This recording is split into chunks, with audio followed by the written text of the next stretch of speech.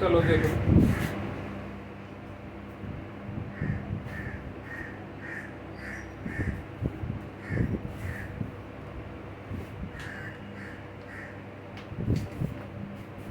कौन सा chapter start कर रहे हैं हम? Haloalkanes and halo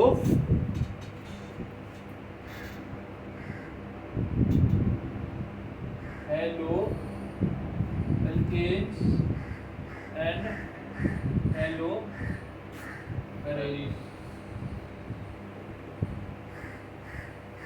haloalkanes और हेलो एरेन्स। क्या होता है ये हेलो एल्केन और हेलो एरेन्स बेटा?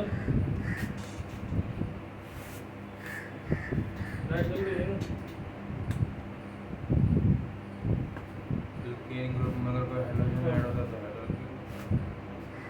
क्या होता है यदि हाइड्रोकार्बन में क्या होता है? हाइड्रोकार्बन में हम एक हाइड्रोजन को रिप्लेस करके जब हम एक क्या लगाते हैं उसमें, when a hydrogen is replaced by a halide it is called hello alkene। ठीक है, जैसे C2H6 इसमें से एक हाइड्रोजन को रिमूव करो तो C2H5 बन गया, फिर इसमें एक हेलोजन को ऐड कर दो, क्लोरीन क्लोरीन ब्रोमीन C2H5X, इसको बोलेंगे। अच्छा, इसका एक और नाम है हेलो एलेन का, एक और नाम है, क्या है? हेलो एल्केन का अल्काइल हैलाइड बोलते हैं। क्या बोलते हैं इसको? Alkyl halide. और हेलो एरेन को क्या बोलते हैं?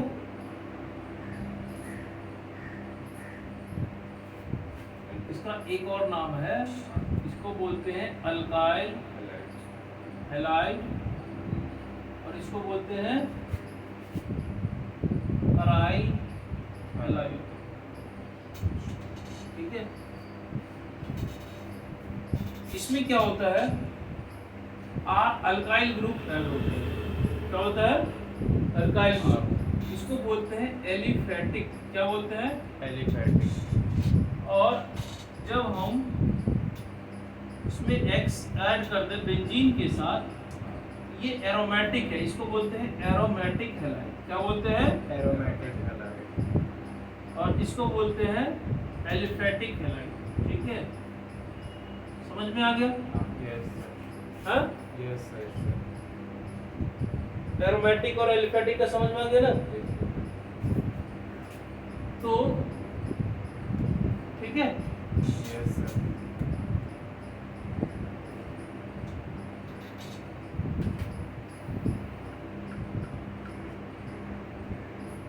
क्लियर हो गया? Yes sir. अब देखो बात यह आती है सर, इसमें पढ़ना कैसे होता है? तो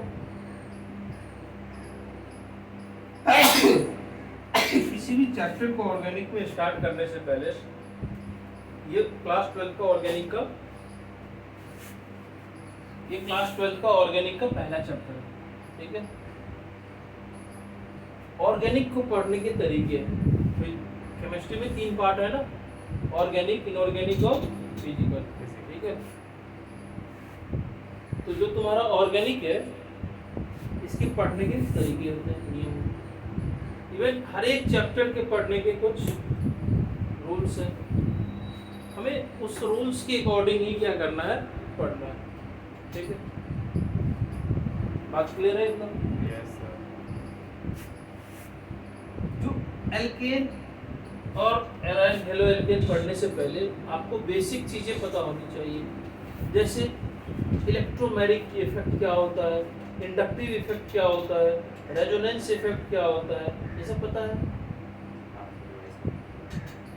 रिवाइज करना। इसमें जो पहला टर्म आता है, सबसे पहला हमको देखना है। अच्छा, हम हेलो एल्केन और हेलो एरेन पढ़ रहे हैं तो उसका हमको क्या करना चाहिए? इंट्रोडक्शन करना चाहिए। क्या होना चाहिए? इंट्रोडक्शन, जो अभी हमने कर लिया। फिर दूसरा क्या होता है इसका? दूसरा इसमें क्या पढ़ना है हमें? नहीं, रिएक्शंस पे डायरेक्ट नहीं जाना है। इंट्रोडक्शन, इंट्रोडक्शन के बाद नॉमेनक्लेचर, इसके बाद इसकी क्लासिफिकेशन जानना है।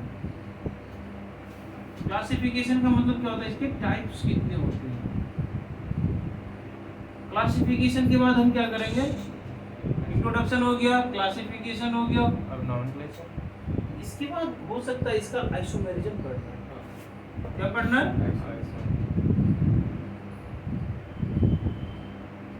फिर होता है इसकी आइसोमेरिज्म, जीओसी में हम लोग पढ़ाते हैं। फिर देखना, अच्छा मैंने नॉमेनक्लेचर पढ़ा तो उसमें मैंने इसका नॉमेनक्लेचर किया या नहीं किया,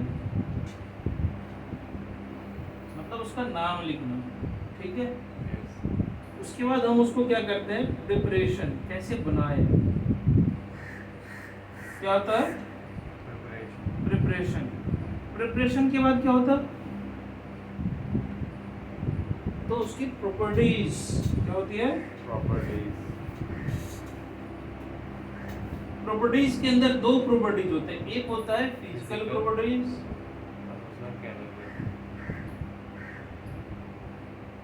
और दूसरा कौन सा प्रॉपर्टी है,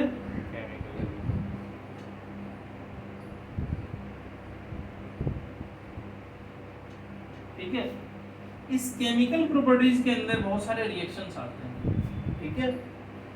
फिजिकल प्रॉपर्टीज में क्या करते हैं उसके, अच्छा हमने फिजिकल प्रॉपर्टी और केमिकल प्रॉपर्टीज में डिफरेंस क्या है, फिजिकल प्रॉपर्टी में मेल्टिंग पॉइंट, हाँ मेल्टिंग पॉइंट, बॉइलिंग पॉइंट, यानी कि ऐसा प्रॉपर्टी जो हम क्या करें उसको एक्सटर्नली देख के ही बता दें। जैसे आपका कलर कैसा है, आपके हाइट क्या है, हाँ वेट क्या है, ये क्या हम कैसे पता करते हैं, केमिकल प्रॉपर्टी में उसकी रिएक्शंस होते हैं, यानी कि वो दूसरे प्रोडक्ट के साथ, वो दूसरे कंपाउंड के साथ कैसा बिहेवियर शो कर रहा है, उसको जानने के लिए हम किसमें जानते हैं, केमिकल। क्लियर हुआ यहाँ तक, हाँ नहीं हो गया। तो केमिकल प्रॉपर्टीज में हम क्या देखते हैं, उसके रिएक्शंस पढ़ते हैं। रिएक्शंस मतलब जैसे देखो, मैं कहता हूँ जैसे मैं और मैं अपने स्टूडेंट के साथ एक अलग बिहेवियर कर रहा हूँ, मैं अपने पेरेंट्स के साथ अलग बिहेवियर है ना, मेरा और मैं अपने दोस्तों के साथ एक अलग तरीके से बिहेव कर रहा हूँ। तो इसमें क्या हो गया, किसी के रिस्पेक्ट में हम कैसा बिहेव कर रहे हैं। तो ऐसे ही अल्काइल हैलाइड जब हमने प्रिपेयर कर लिया, यहाँ पे हमने उसको क्या कर दिया, अंश समझ में आ रहा है, यहाँ पे हमने डिफरेंट मेथड से इसको क्या कर लिया, प्रिपेयर कर लिया। अब प्रिपेयर करने के बाद वो केमिकल प्रॉपर्टीज में किस तरीके से रिएक्ट कर रहा है, और इसका रिएक्शन क्या है, वो अल्कोहल के साथ रिएक्ट कर रहा है तो क्या कर रहा है, किसी और कंपाउंड के साथ रिएक्ट कर रहा है तो क्या बना रहा है, ठीक है। उसको जब हम स्टडी करते हैं तो उसको बोलते हैं इसकी केमिकल प्रॉपर्टीज। यहाँ और यहाँ आपके रिएक्शंस आएंगे। ऑर्गेनिक में सबसे ज़्यादा इम्पोर्टेंट क्या है,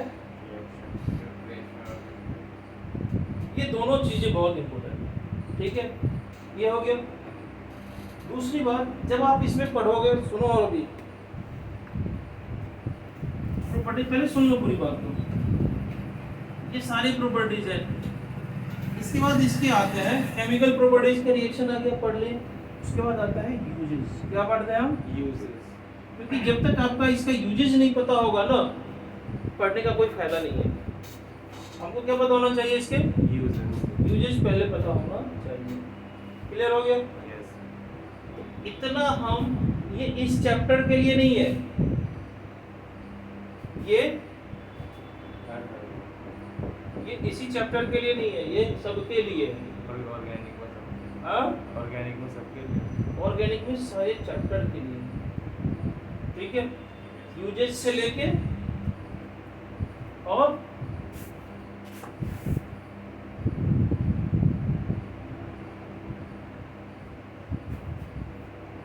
ये जो केमिकल प्रॉपर्टीज और ये जो है आपका कौन सा प्रॉपर्टी है, फिजिकल प्रॉपर्टी।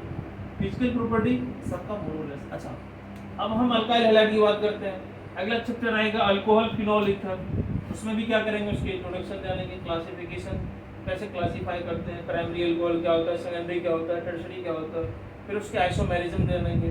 आइसोमेरिज्म का मतलब क्या होता है? जब वो चेन केमिकल फार्मूला सेम होता है, स्ट्रक्चर क्या होता है? Structure डिफरेंट different होता होता है। है। और एक स्ट्रक्चर डिफरेंट होने से केमिकल प्रॉपर्टी अलग हो जाती है। फिर नोमेनक्लेचर, उसका नाम कैसे लिखते हैं, नाम हो गया, उसके बाद उसको बनता कैसे? प्रिपेयर कैसे, बनता के बनाए कैसे हैं, किस मेथड से बनाए हैं, फिर उसके बाद उसकी प्रॉपर्टीज में फिजिकल प्रॉपर्टीज, अच्छा बनाने के बाद अच्छा इसकी केमिकल प्रॉपर्टी, सॉरी इसका मेल्टिंग पॉइंट ये है, बॉइलिंग पॉइंट ये है, सॉल्युबिलिटी वाटर में सॉल्युबल है या नहीं है, पोलर सॉल्वेंट में है, नॉन पोलर सॉल्वेंट में है, कौन से सॉल्वेंट में सॉल्युबल है, ये सब इसकी स्टडी करते हैं। ठीक है, इसकी डेंसिटी पता करते हैं, अच्छा इस कंपाउंड की डेंसिटी क्या रहा होगा।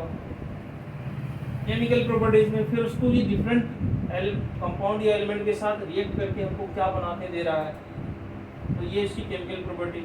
ठीक है, अब केमिकल प्रॉपर्टी ही एक तरीके से यूजेज ही है। यूजेज बोले तो हम डे टू डे लाइफ में इसको कैसे यूज करते हैं। ठीक है, जैसे अल्काइल हैलाइड पढ़ा हो आपने, जो विनाइलिक हैलाइड होता है, क्या होता है? मैं एक एग्जांपल बता दूं, तो जो विनाइलिक हैलाइड है, विनाइल क्लोराइड उसको बोलते हैं, जो विनाइल क्लोराइड है वो उसके पॉलीमर ही तो यूज होते हैं। ये पाइप वगैरह जो जैसे यहाँ पे लगा हुआ ये पाइप आपके पानी की टंकी का पाइप है, वो सब क्या होता है? पीवीसी पाइप होता है ना, तो बोलते हैं पॉलीविनाइल क्लोराइड। क्या होता है? Polyvinyl chloride. तो वो ही पॉलीविनाइल क्लोराइड ही तो है। लेकिन उसका प्रिपरेशन हम यहाँ पढ़ेंगे कि पॉलीविनाइल क्लोराइड हमने सॉरी इसमें बनाया कैसे है, और बनाने के बाद उसका यूज हम यहाँ पढ़ेंगे। ठीक है, जैसे एक से ज़्यादा हेलोजन आ गया तो उसका जैसे क्लोरोफॉर्म हो गया। क्या हो गया? अब क्लोरोफॉर्म आपने बना लिया, क्लोरोफॉर्म किसी और के साथ क्या रिएक्ट करता है वो भी पढ़ेंगे। अब क्लोरोफॉर्म का यूज क्या होता है, तो पहले जब ऑपरेट वगैरह होता था मरीज का, तो क्लोरोफॉर्म ही तो दिया जाता था, नहीं क्लोरोफॉर्म एनेस्थेटिक का यूज करते हैं। हाँ, जैसे आइडोफॉर्म है, आइडोफॉर्म है तो किसी कंपाउंड का डिटेक्शन के लिए यूज होता है। जैसे अल्काइल कीटोन है या नहीं है, मिथाइल कीटोन, मिथाइल कीटोन को हमको पता करना है तो हम आइडोफॉर्म यूज करते हैं, आइडोफॉर्म रिएक्शन से यूज करते हैं। हाँ, येलो प्रेसिपिटेट बनता है ना, पढ़ा है? यस, आइडोफॉर्म रिएक्शन होती है वो। ठीक है, तो इस तरीके से हमको क्या होना चाहिए, पूरे चैप्टर का ओवरव्यू तैयार पहले हो जाना चाहिए ब्रेन में। और दूसरा, इसमें कुछ कुछ नेमिंग रिएक्शन, क्या है? नेमिंग रिएक्शन, नाम आएगा, जैसे verge reaction, fitting reaction, verge fitting reaction, ठीक है, फिंकरस्टन रिएक्शन, श्वार्ट्ज रिएक्शन, ये सब सारे, जैसे ये पहला चैप्टर है, उस नेमिंग रिएक्शन को हम एक अलग नोट में बनाएंगे। क्या करेंगे? अलग नोट, उस नोटबुक को अलग रखेंगे, उसमें पहला चैप्टर का हो गया, फिर दूसरे का हो गया, ये तीसरे का हो गया, चौथा चैप्टर का हो गया, पांचवें चैप्टर का हो गया। ऐसा करते करते आपको लगभग 40 से 45 नेमिंग रिएक्शन आएंगे। कितने? 45। ठीक है, उन सभी नेमिंग रिएक्शन को एक जगह पे लिख लिए तो हमारा एक नोट्स तैयार हो गया। और ये मैं इसलिए बता रहा हूँ क्योंकि जब आप आईसीएसई बोर्ड देने जाओ, आईसीएसई बोर्ड है ना, आईएससी हो गया, हाँ आईएससी हो गया, तो उसमें अब जैसे सीबीएसई का कोई हो गया, तो उसको जब पेपर देने जाओगे, जैसे इसका सीबीएसई है, इसी का और अलग अलग बोर्ड का है सबका, तो उसमें बोर्ड तो कोई भी हो, क्वेश्चन तो यही से आएगा, हेलो एल्केन हेलो एरेन है उसमें, और चेंज प्रिपरेशन का वहाँ भी वही मेथड होगा, यहाँ केमिकल रिएक्शन का भी वही होगा। मैं भी हो सकता है वहाँ कुछ और पहला प्रिपरेशन पूछ ले, यहाँ तीसरा पूछ ले, सीबीएसई वाला केमिकल रिएक्शन से कोई क्वेश्चन पूछ ले, टॉपिक तो यही आएगा। हाँ, यस, तो आपको क्या करना है उसमें, केमिकल रिएक्शन को, इसको फिजिकल केमिस्ट्री की तरह ये फॉर्मूला नहीं है, इसमें रिएक्शंस है, और उस रिएक्शन को पढ़ के पढ़ोगे तो भूल जाओगे। कम से कम 20 से 25 बार उस रिएक्शन को लिख लिख के प्रैक्टिस करो। कितना बार? लिख के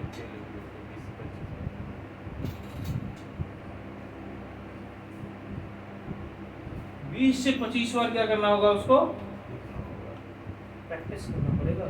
अदरवाइज नहीं होगा ये। नहीं समझे बात को? क्या प्रैक्टिस करने से ही होगा ये सब। जैसे मैंने रिएक्शन बताया एक, तो उस रिएक्शन को आप मान लो आज एक क्लास में 5 रिएक्शन हो गया, 6 रिएक्शन पढ़ा दिए, उन 5-6 को एक बार लिखो, फिर दोबारा लिखो, फिर दोबारा लिखो।